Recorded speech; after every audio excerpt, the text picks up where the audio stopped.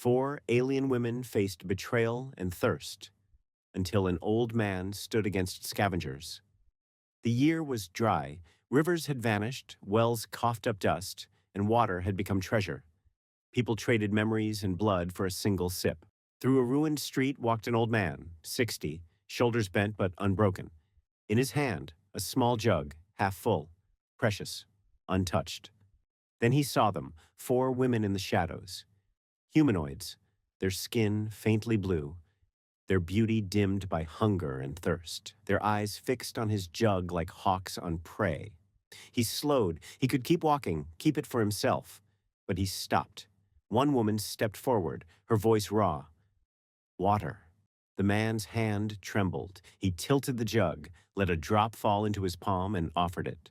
She reached, drank shakily, their eyes locking for a breath of fragile trust. Behind her, the others hissed. A trick. He wants something, but the old man's voice cut sharp. A drop can mean everything. Then shouts rang out. From the far end of the street came 3 scavengers, armed, filthy, eyes locked on the jug. "Water!" one bellowed. "Hand it over, old man." The women pressed against the wall, the old man clutching the jug to his chest. Trust and betrayal hung between them as the scavengers closed in. And the first one lunged. The scavenger lunged. The old man twisted aside, clutching the jug to his chest. Metal scraped his arm, blood welled, but he did not let go. The jug rattled like a terrified heart. Chaos broke. One scavenger attacked the women. She shoved him back, blue skin flashing in the sun, a hiss rising from her throat. Another circled the old man, eyes fixed on the jug. The woman who had tasted water stepped forward. "Leave him. Take us if you must, but not the water." Her sisters froze in disbelief. The scavenger laughed. "Fool, water's worth more than you'll ever be." Rage surged in the old man. He raised the jug, then smashed it against the scavenger's skull. Bone cracked, blood and water splattered the dust. The jug slipped, dented, leaking precious drops. One woman caught it, sealing the opening before it emptied. The others fought back, raw strength flaring, tearing a weapon from another attacker's hands. "What are you?" he gasped. "Survivors," she spat. The scavengers faltered, dragging their wounded away. "This isn't over," one growled, disappearing into dust. Silence returned. The old man sagged against the wall, chest heaving. "You fool," one woman whispered. "You risked everything. For us." He met her gaze, weary but unbroken. "Not for you. For what's left of us all." The woman knelt, searching his face. "You could have walked past. You could have let us die. I could have," he murmured. "But I've seen too many die already." Their eyes locked, tender, dangerous. Around them, the jug still dripped, each drop a reminder of what they had saved, and what it would cost. The night was merciless. The sky stretched black and torn, littered with faint, cold stars. Fires smoldered in the distance, where other survivors fought their own battles for scraps. The air carried the stench of rot and smoke, and the silence was broken only by the rustle of rats moving through the trash. In the shadow of a broken wall they sat. 4 women, their blue-toned faces glimmering faintly in the moonlight, and the old man, his arm crudely bandaged with strips torn from his shirt. The dented jug rested in the center, like an altar. Its contents were pitiful now, less than half, yet still it was hope. No one spoke at first. The weight of the fight still clung to them. The women kept their distance, their eyes flicking from the jug to the man and back again. Finally, one broke the silence. "You should have left us," she said, her tone sharp, suspicious. "We bring nothing but trouble." The old man didn't open his eyes. His breath came slow, heavy. "Maybe," he murmured, "but trouble is better than loneliness." A bitter laugh escaped another woman. "Loneliness doesn't stab you in the back." He opened his eyes then, looking at her. "You think I don't know betrayal? I've lived long enough to see it in every shape and color." His voice was low, but there was iron beneath it. And I've lived long enough to know sometimes it's worth the risk. They shifted uneasily. Their mistrust wasn't gone, but something in his words lingered. The youngest looking of them, the one who had drunk from his palm, spoke more softly. You fought for us. You bled for us. Why? He studied her face for a long moment. Then he shrugged, a weary smile tugging at the corner of his lips. Because I'm too old to run, and too stubborn to quit. For a brief instant, a sound rose among them, something almost forgotten. A laugh. Short, surprised, half bitter, half genuine. One of the women covered her mouth quickly, as if ashamed. But the sound lingered, cutting through the night like a fragile flame. The old man leaned back, gazing at the stars. When I was young, we wasted water, splashed it on our faces, poured it over our heads in the heat. We didn't know. We never thought it could end. He shook his head. And now I'm sitting here fighting scavengers over a half-empty jug. Not half-empty, the younger one corrected quietly. Half full. Their eyes met again, and this time he saw something shift, a glimmer of warmth behind the exhaustion, but the moment didn't last. One of the others hissed, "Listen!" They froze. From the distance came the echo of boots on stone, heavy, deliberate. Not scavengers, too organized. The sound grew closer. The women tensed. One gripped a shard of glass like a dagger. Another pressed the jug to her chest. The old man pushed himself upright, his arm throbbing. His mind raced. Who would it be now? Soldiers, raiders, or worse? The figures emerged from the darkness, 5 of them. Men in ragged uniforms, faces hard, eyes sharp, soldiers, or something pretending to be. Their weapons weren't makeshift like the scavengers. They carried rifles, dented but deadly. The leader stepped forward, his gaze swept over them, resting on the jug. His lips curled into a smile that carried no warmth. "Well, well," he said, "what do we have here? A charity gathering?" The women tightened their circle. The old man stood tall despite his age, despite the blood on his sleeve. The soldier's eyes narrowed. "Water." The word hung in the air, heavier than any threat. The old man's heart pounded. He could feel the women beside him trembling. He knew what would happen if he handed it over.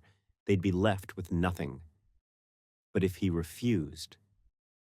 His hand drifted toward the jug, but before he could speak, the youngest woman stepped forward, her chin lifted, her eyes defiant. "You'll have to kill us first." The soldiers laughed, a cruel, echoing sound. The old man's chest tightened with fear and with pride. He placed a hand gently on her shoulder. "Careful," he whispered. "Bravery's no good if it gets you killed." The leader's smile vanished. His rifle lifted, the barrel gleaming in the moonlight. The air froze. The women braced.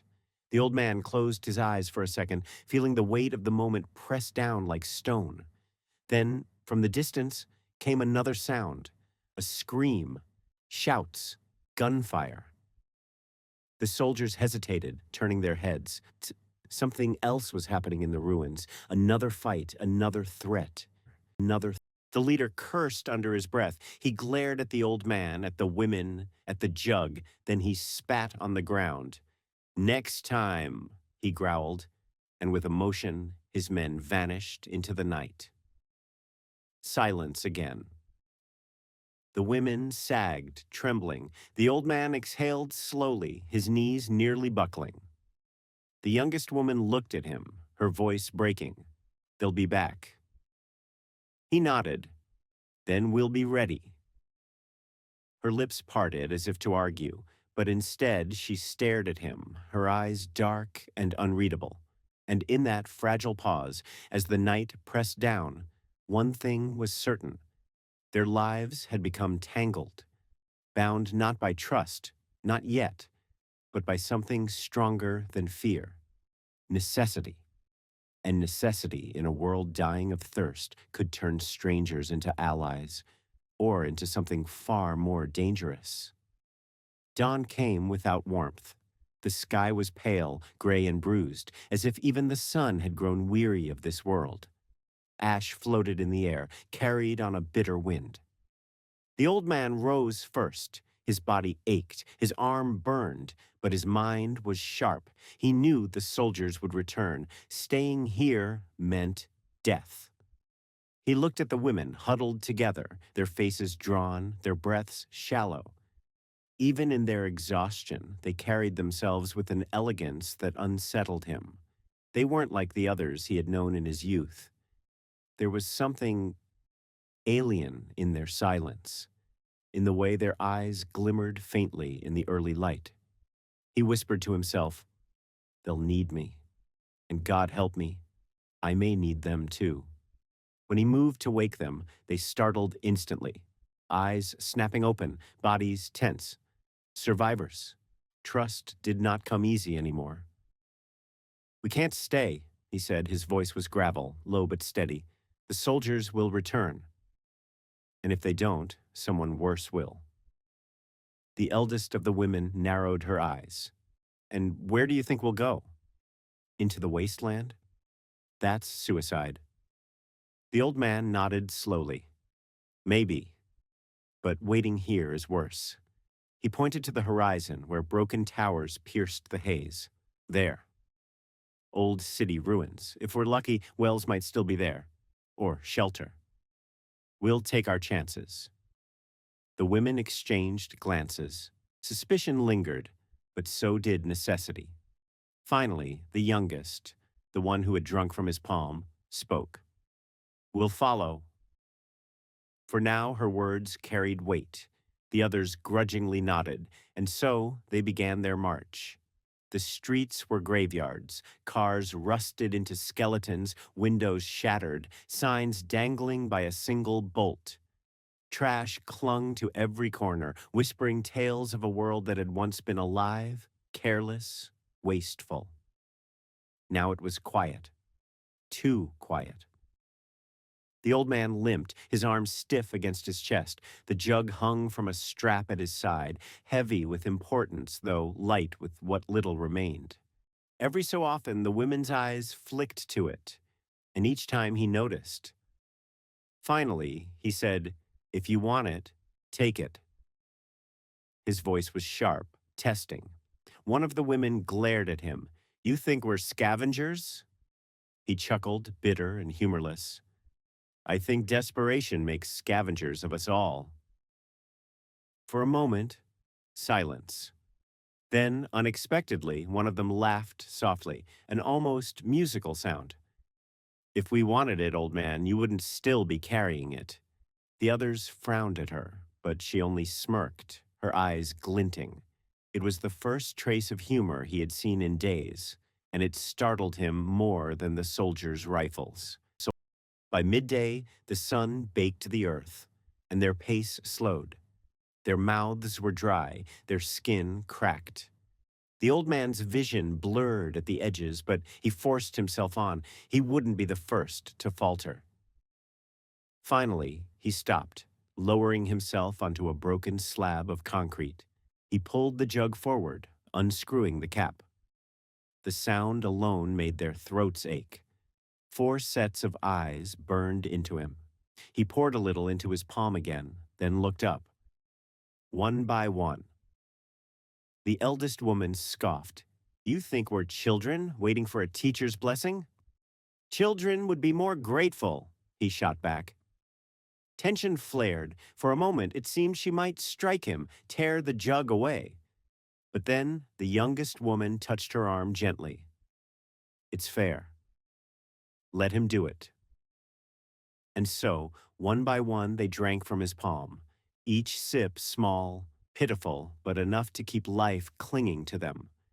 When his turn came, he poured the last drop into his own mouth, tilting his head back as if savoring wine. He closed the jug, empty now. The silence that followed was heavier than any word. That night, they camped inside a half-collapsed house. The roof had holes like wounds, the walls sagged, but it kept out the wind. The women sat close together, whispering in their strange tongue. The old man sat apart, sharpening a piece of metal into a blade. His ears caught fragments. His name, or at least the way they shaped his presence in words. They were arguing about him, about trust. Finally, the youngest broke from the circle and crossed to him. She crouched beside the flickering fire. Her eyes studied him, cautious but curious. "You surprise me," she said. He grunted. "That makes two of us." She tilted her head. Most men would have taken what they wanted. Food, touch, anything. In this world, kindness is rare. The old man's eyes stayed on the blade. Kindness isn't weakness, isn't it? Her voice was soft, edged with something else, something dangerous, intimate. He met her gaze. For a heartbeat, silence. The air between them heavy, charged. Then he looked away, stabbing the blade into the dirt. "I'm too old for games." Her lips curved faintly, though her eyes betrayed sorrow. "So am I." She rose and returned to her sisters, leaving him staring into the fire, unsettled. At dawn, the sound of engines woke them. Not footsteps, not scavengers, something bigger. The women froze. The old man's blood went cold. He crawled to the shattered window and peered through the cracks. On the horizon, across the ruins, came trucks, military trucks, dozens. Dust clouds rose behind them, carrying the sound of engines, steel, and boots. The soldiers had returned. And this time, they were not 5. They were an army. The ground trembled. Engines roared across the wasteland, echoing like thunder. Dust clouds billowed, swallowing the horizon. The trucks were coming fast, too many, too organized. The old man's breath hitched. He pressed his back to the crumbling wall. His heart, once steady in hardship, now pounded like a war drum. The women's eyes burned into him, waiting for an answer he did not yet have. For a brief, raw moment, he felt their fear as his own. "They've found us," he rasped. The eldest woman rose to her feet, pacing. "We can't fight an army." "No," he said, "but we can run." "Run where?" she snapped. "They'll hunt us." "They'll smell weakness like blood in the water." Silence. The youngest spoke then, her voice firm, though her hands shook. "There's an old subway beneath these ruins. A tunnel. We passed the entrance yesterday." The old man looked at her sharply. "Why didn't you say so?" "Because tunnels breed death," she shot back. "Collapsed walls, poison air, things that crawl in the dark. It's not safer, just different." Different was all they had. All. The soldiers drew closer, the sound of their shouts carried by the wind. The old man grabbed the jug, even empty. It felt like hope in his hand, and nodded. "Show me." And so they ran, through broken streets, over twisted rebar and shattered glass. Their footsteps hammered the silence. The old man lagged behind, his wounds screaming with every step, but stubborn pride kept him moving. The women were swift, graceful, their movements too fluid for mere humans. Even in desperation, they carried a rhythm. He noticed, and he wondered again, what were they really? They reached the subway entrance. Rusted gates loomed, half buried in rubble. A sign hung crooked, letters faded, but still legible. Underground transit closed. The youngest woman pried at the gate with bare hands. Metal groaned. Finally, it gave, screeching like a wounded beast. They slipped inside, swallowed by the dark. The air was heavy, thick with mold and dust. Their breaths echoed. Somewhere deeper, water dripped, slow and relentless. For a moment, the old man allowed himself to hope. If water dripped, then perhaps. But his thought broke as shouts rang out behind them. The soldiers had reached the gate. Gunfire erupted. Bullets sparked off concrete, ricocheting into the tunnel. The women screamed, ducking low. The old man threw himself against a pillar, clutching the jug tight. His body pressed flat, his heart hammering. Shadows filled the tunnel as soldiers poured in, rifles flashing. The eldest woman hissed, "We're trapped!" The old man's mind raced. He scanned the walls, the debris, and then he saw it. An old maintenance hatch, rusted shut, but within reach. "There!" he barked. "Help me!" Together they clawed at the hatch. Metal cut their hands, but desperation gave strength. Finally, it tore loose. Behind it, a shaft descended into darkness. Without hesitation, the old man shoved the jug into the youngest's arms. "Go." She hesitated. "What about you?" "Go." His voice cracked like thunder. One by one, the women slid down into the blackness. The soldiers' boots pounded closer, their shouts rising. The old man followed last, his body screaming in protest as he dropped into the shaft. The hatch slammed above them just as rifles barked, bullets sparking against the metal. They plunged into the dark. The shaft spat them into a cavernous tunnel below. It stretched endlessly, lined with broken rails and skeletal train cars. Echoes carried like ghosts. The youngest woman lifted the jug, clutching it like treasure. Her eyes found the old man.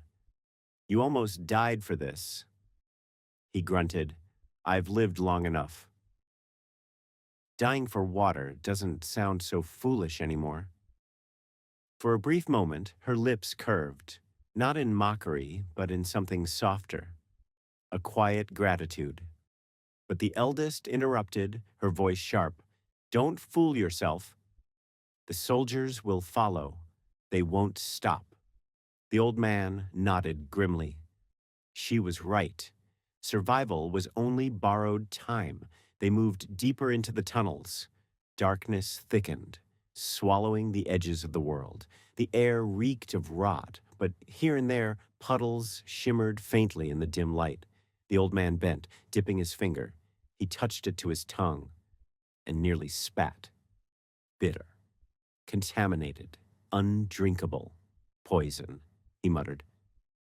The women looked away, disappointment etched into their faces. Still, they pressed on. Every step deeper was a gamble. Every shadow seemed alive. And then, movement. From the dark, a dawn slithered, wet, heavy, wrong. The youngest stiffened. "We're not alone."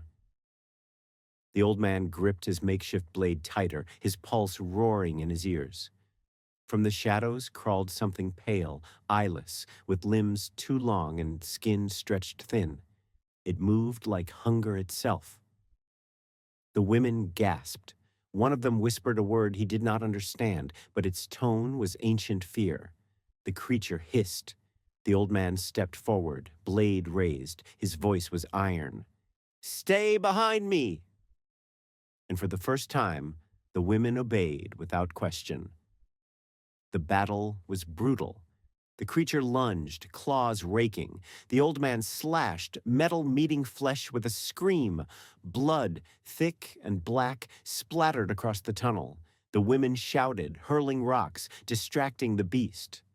The youngest darted forward, striking with sudden, inhuman strength that startled him. Her blow cracked bone. Together, they brought it down. The beast writhed, shuddered, then fell still. Silence returned, broken only by their ragged breaths. The old man sagged against the wall, blood seeping from a fresh gash across his side. Pain burned, but he forced himself upright. He met their eyes. Suspicion still lingered. But now, something else. Respect. The youngest stepped closer. Her voice trembled, yet carried a strange warmth. "You fight like a man with nothing to lose." The old man chuckled weakly. "At my age, that's exactly what I am." Her gaze lingered. In the dark, her hand brushed his arm, light, tentative, almost tender. For a heartbeat, he forgot the soldiers, the tunnels, the thirst. But then boots echoed above, distant shouts. The soldiers were descending. The youngest pulled away, her eyes shadowed. "They're coming." The old man gritted his teeth, lifting his blade again. "Then we keep moving."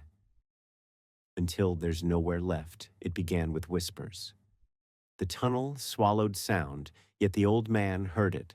Low voices, sharp as blades. The women walked ahead, their shadows stretching long on the damp walls.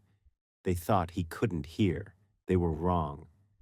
"He's slowing us down," the eldest hissed. "He saved us," the youngest shot back. "For now." But his wound bleeds. He can't keep running, and if the soldiers catch us, we all die. Silence. Then another voice, cold and flat. "Better one than all." The old man's grip tightened on his blade. The words were not knives in his back. They were chains on his chest, crushing. He had known betrayal in life, but never from those he bled for. He cleared his throat. His voice echoed through the tunnel, steady, deliberate. "If you're planning to leave me behind, say it to my face. Say it to my—" The women froze. Slowly, they turned. Their eyes flickered, guilt, fear, defiance. The eldest stepped forward, her jaw hard. "We can't carry dead weight." The youngest moved between them, eyes blazing. "He is not dead weight." The eldest sneered. "You're blinded by sentiment. He's human, fragile. We're not like him." Not like him. The words hung heavy, colder than the damp air. The old man raised his chin. "If you mean to abandon me, do it now. But remember, water doesn't care what you are. It cares only who finds it." First, tension crackled like lightning. The middle woman, silent until now, stepped closer. She eyed the jug in the youngest's arms. Her voice was soft, but each word carried venom. "Maybe the answer is simpler. Take the jug, leave him. Soldiers will follow his blood. We'll have time." The youngest clutched the jug tighter, fury flashing in her eyes. "Over my body." For a heartbeat, the tunnel was war. Then, footsteps, distant, heavy, the soldiers again. The old man's laugh came harsh, broken.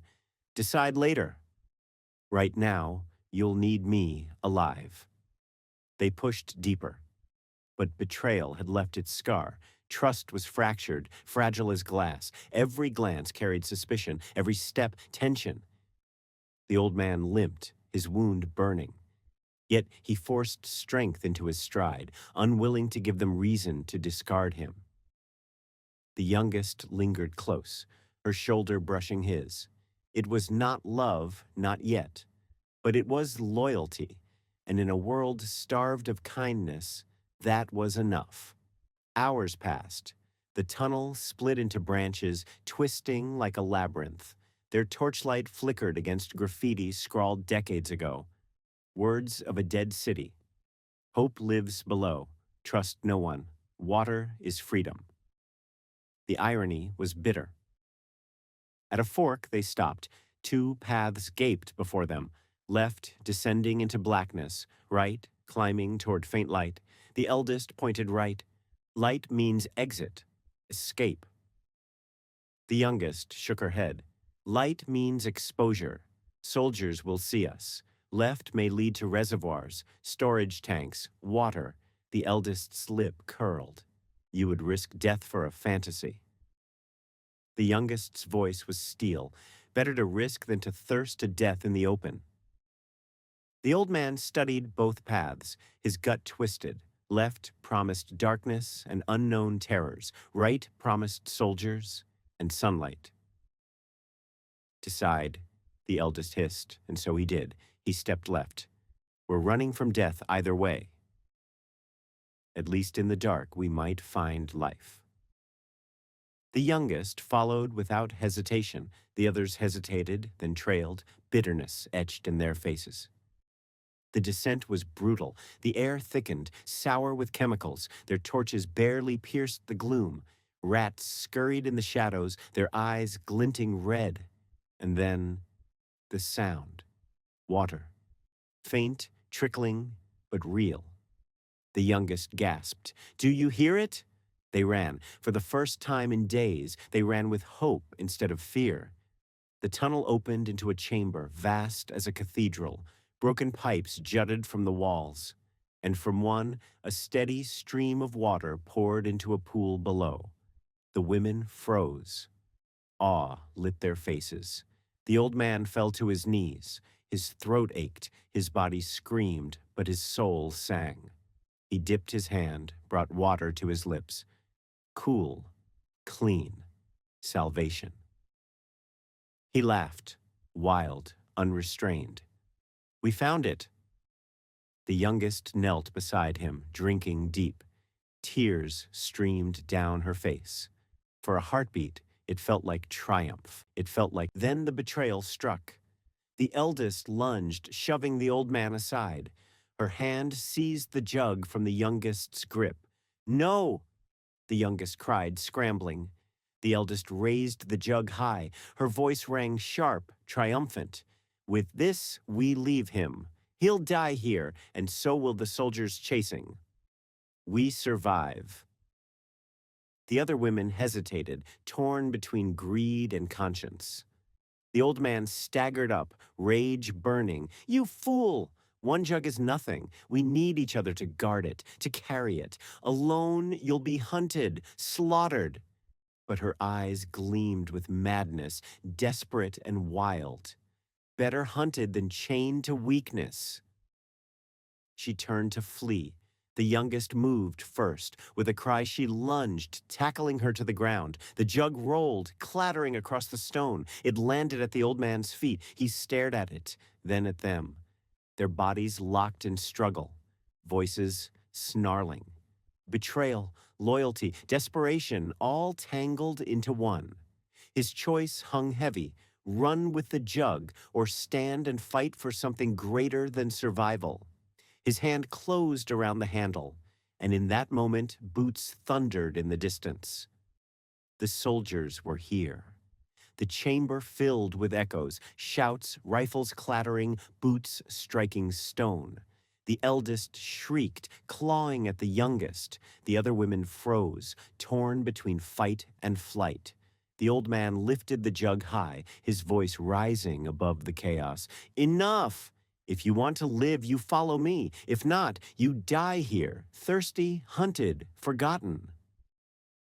For the first time, his voice carried the command of a leader. The youngest broke free, rushing to his side. Her loyalty was no longer quiet. It was carved in fire. The others hesitated. The eldest spat, bloodied, eyes burning. But even she knew soldiers meant death. One by one, they chose. They followed him. The tunnels seemed endless. Stone walls pressed in tighter, air grew heavier, and every echo of their footsteps sounded like chains dragging them toward doom. Behind them, the soldiers' shouts still bounced faintly through the labyrinth, but further away now. The old man limped, clutching the jug against his chest as if it were his own heart. Beside him, the youngest woman matched his pace, her breath quick, her eyes watchful. The others trailed, tension thick as smoke. It should have been relief, escaping death once again, but the silence ahead felt wrong. Too wrong. The youngest whispered, "Something is here." And then they heard it. Not the boots of soldiers, not the hiss of creatures, voices, dozens, ragged, uneven, muttering in broken tones. The sound of people who had forgotten language but remembered hunger. The eldest stiffened. Mutants. The old man's gut twisted. He had heard the rumors. Humans who had survived too long underground, drinking poisoned water, feeding on carrion. Twisted not just in body, but in soul. He raised his blade. His voice was low, ironclad. "Stay close." From the dark they appeared, figures hunched and gaunt, skin patchy with sores, eyes glowing faintly in the torchlight. Their clothes were nothing but rags. Some crawled on all fours, others shuffled with jerking limbs. Their mouths gaped, teeth broken, yet sharpened into points by desperation. One muttered a sound, almost a word. "Water?" Then another hissed. "Food!" Their heads snapped toward the jug. The women recoiled. The youngest clutched the old man's arm, and the horde moved. They came in waves, screeching, clawing, gnashing. The old man swung his blade, steel flashing in the torchlight. One mutant fell, shrieking, but three more lunged. Claws raked his shoulder, teeth snapped at his flesh. The youngest hurled a rock, striking one across the skull. The eldest slashed with a jagged pipe, her fury as sharp as her betrayal had been. The other two fought with savage grace, kicks and blows cracking bone, but there were too many. The chamber echoed with snarls, screams, the clash of desperation. One mutant leapt at the jug. The old man twisted, shielding it with his own body. Teeth sank into his arm. He roared, driving the blade into its chest. Blackened blood sprayed, the mutant collapsing in a heap. The youngest grabbed him, pulling him upright. "You'll die if you keep this up." "I'll die anyway," he rasped, "but not without this jug." The mutants circled, hissing, their eyes glowing with feral hunger. Every breath was a countdown, and then the unexpected. From the shadows, a larger figure emerged. Towering, broad-shouldered, its skin a patchwork of scars. Unlike the others, its eyes carried a flicker of cruel intelligence. It raised a rusted axe. The mutants froze, their snarling silenced. This one was their leader. It stepped forward, its voice guttural yet chillingly clear. "Leave the water and live." The words struck like thunder. These things were not just beasts. They remembered speech. They remembered choice.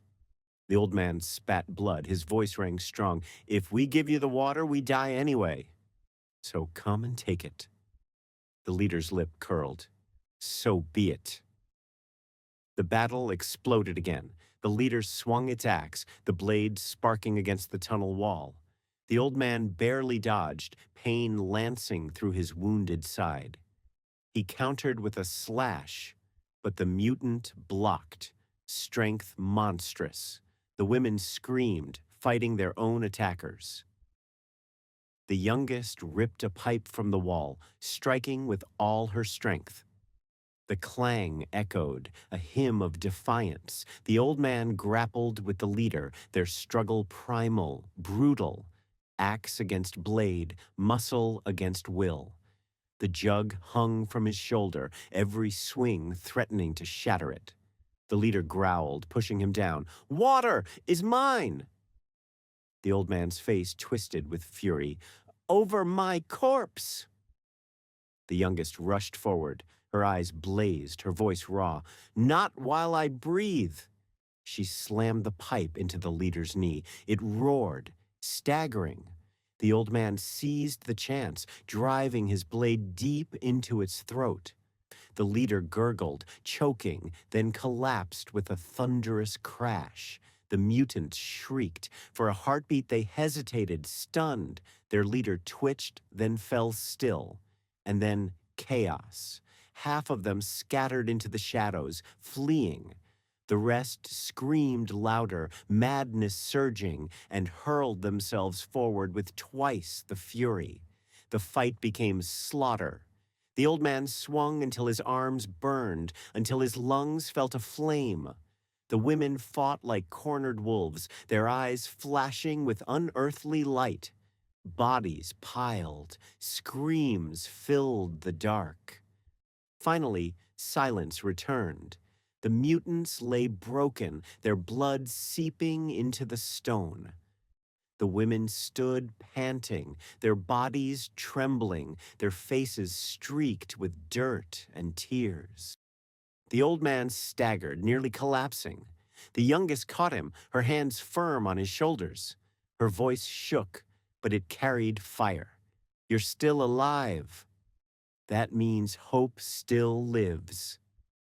He met her gaze, the torchlight flickering between them. Something unspoken passed. Not love yet, but something deeper than survival. But hope was fragile. From deeper in the tunnels came another sound, not the shuffle of mutants, not the boots of soldiers. Something heavier, something ancient. The youngest whispered, voice breaking, "What now?" The old man tightened his grip on the jug, his eyes burned with weary defiance. "Now, we keep moving." Until death itself kneels, and into the deeper dark they went. The tunnels were colder now, not because of the stone, but because of silence, the kind that follows too many losses. Every footstep echoed like a betrayal. Every drop of water that dripped from the ceiling mocked their thirst. The group had survived the mutants' ambush, but barely.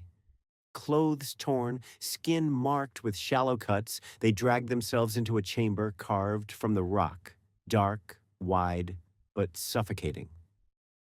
Here, the air was thicker, as if the earth itself pressed down on them. It wasn't the monsters outside that broke them, it was the fear inside. "Why should we keep walking with them?" one of the women hissed, her voice sharper than stone scraping. "We'll die down here waiting. We need to take what's left of the food and find our own way." Her eyes flicked toward the man, the 60-year-old whose hands had offered bananas days ago. His face was lined with resolve, but now also exhaustion. "You want to split?" another woman snapped, her hands trembling as she gripped her knees.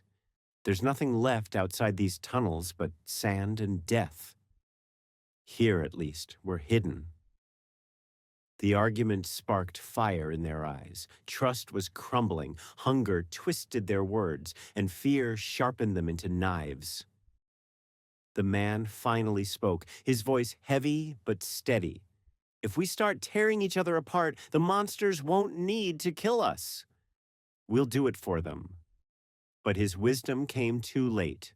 One of the women, the youngest of the group, though still hardened by the desert, stood clutching a jagged stone. "If someone has to die so we live, better him. He's old. He's slowing us down." The chamber froze. The man didn't move. He only stared at her, tired eyes meeting hers with something not of fear, but of sorrow. Another woman lunged between them, pushing the stone down. "Stop it! Stop it, damn you! He saved us more than once. Without him, we'd all be bones already." Voices rose, hands grabbed, a struggle erupted.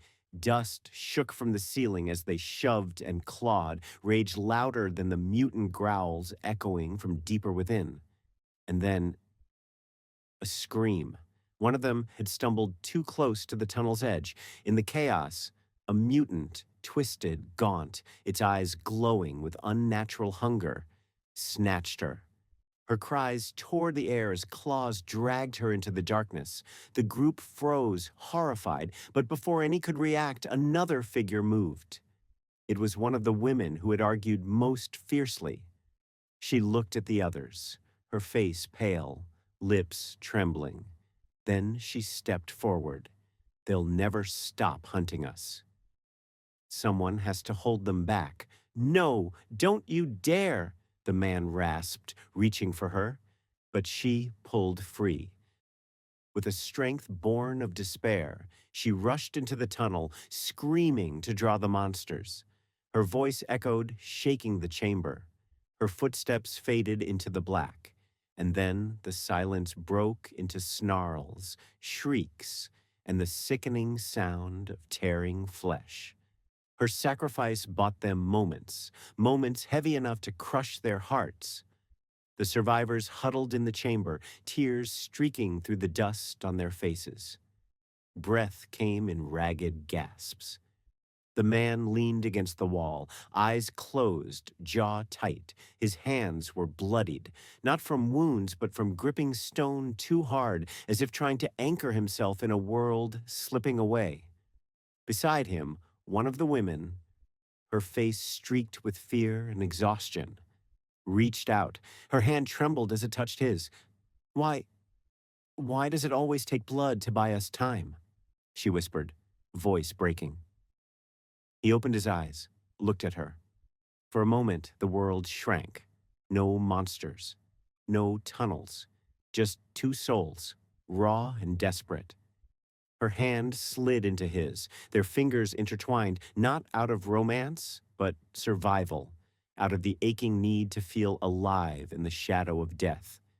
Her forehead leaned against his chest, his breath hitched, and in that trembling closeness, there was more intimacy than words could hold.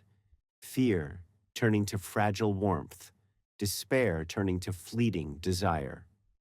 For the first time in the endless darkness, they felt something like light, but the tunnels never let them forget. A growl echoed again, closer. The shadows moved. The moment shattered like glass. The man straightened, his grip tightening. She pulled back, eyes wet, but the spark between them burned quietly, stubbornly. They had lost another. They had found a fragile bond, and now they had to keep moving deeper, toward whatever waited in the black. And in the back of every mind lingered the same thought. How many more lives would the darkness demand? The tunnels seemed endless. Every turn was another shadow, another echo of things that hunted them.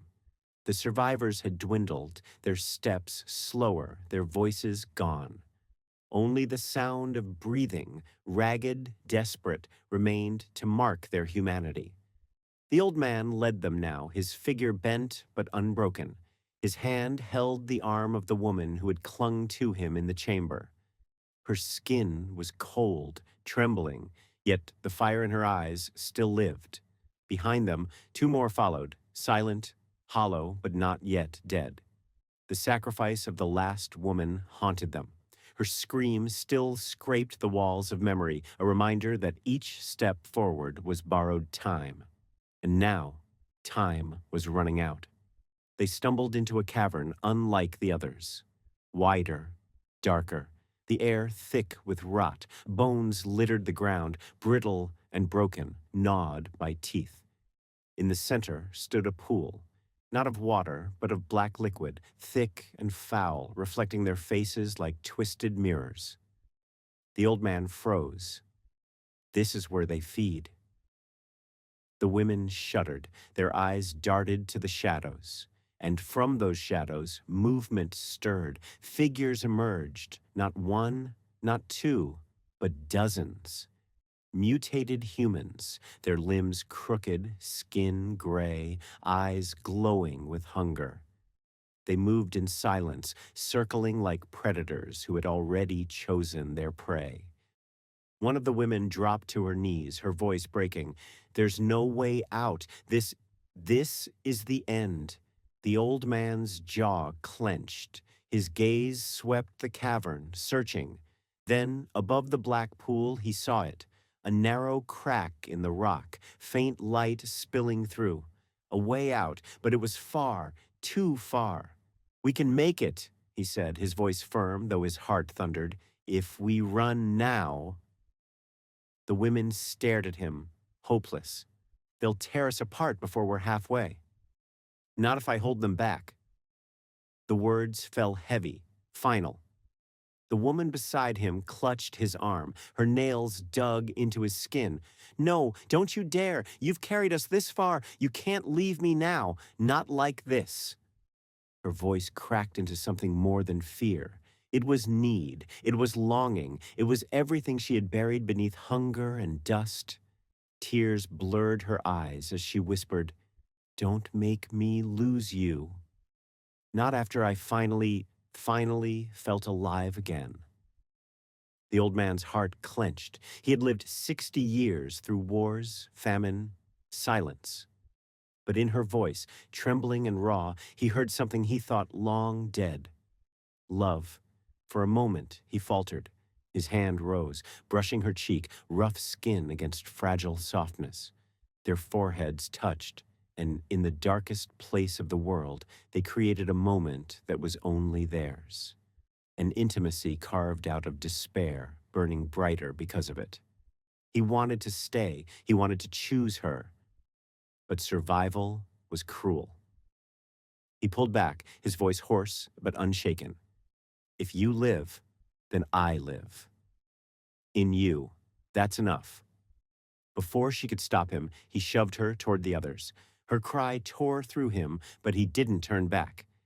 He stepped forward, arms wide, facing the swarm. The mutants snarled, circling tighter. The old man let out a roar, a sound not of fear, but defiance. With a broken pipe in his hand, he charged. The clash was brutal. Claws ripped, teeth sank, blood spilled. But he fought with the fury of a man who had nothing left to lose except the lives he had chosen to save. "Run!" he shouted, voice echoing. "Run, damn you!" The women bolted, tears streaking their dirt-stained faces. They sprinted across the cavern, the creatures lunging after them. But the old man held them, blocking, slamming, tearing through shadows. His body was battered, his voice ragged, but still he stood. The woman who loved him looked back once, just once. She saw him swallowed by the swarm, yet still fighting, still standing, still theirs. Her scream broke into silence as the crack of light drew closer. With the last of their strength, they squeezed through the narrow rock, scraping skin and tearing clothes. And then, air. Real air. They stumbled out into dawn. The desert stretched before them, bleak but free. The sky glowed faintly, painted with the colors of survival. They collapsed in the sand, chests heaving, bodies trembling. They were alive, but not whole. The woman buried her face in her hands. Tears poured, mixing with the dust. She had escaped, but her heart was still in the tunnels. With him. She whispered into the wind, "I'll carry you." Always. And for the first time since the world had broken, she felt both the agony of loss and the fragile hope of tomorrow. The desert was merciless, the future uncertain, but they had survived, and survival in that moment was enough. The story of the old man and the women he saved would not be written on stone or paper. It would live in memory, in the bond of those who walked out of the darkness carrying both grief and love. Because sometimes the greatest victory is not in defeating the monsters, but in refusing to let them take your humanity, your